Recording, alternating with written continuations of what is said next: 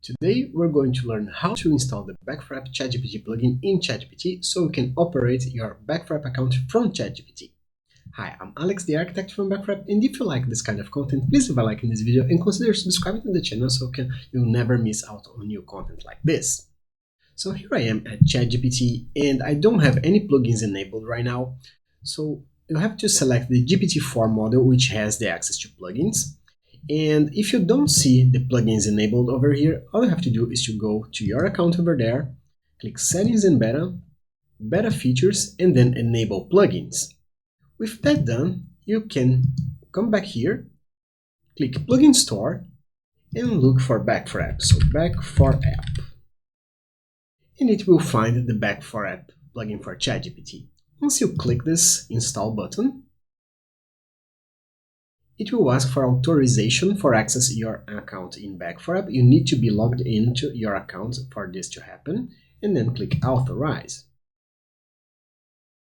This takes a couple of seconds. And once it's done, you'll see the Back4App plugin show up here. It can be displayed just like this little icon, or it can be shown in this list. So now that you have it enabled, you have full access to your Back4App account. And to test this out, the easiest way is to write a prompt asking to do some operation in your account. So list all my Back4App apps names.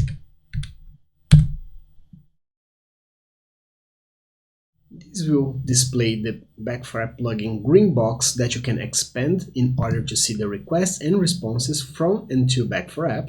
And there you go, you can see into my Back4App account I have the Yun app, Backend Tests app, and Docs app. This can be confirmed by going to my dashboard and seeing if all my apps are listed.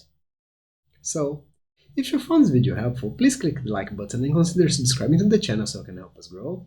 I'll also share this link with a friend and they can learn something too. If you're already subscribed, thank you for that. And if you have any questions, suggestions, or an implementation you'd like to see, please leave in the comment section down below. We always answer all the questions. I hope this content was useful to you and hope to see you back. See you soon. Bye bye.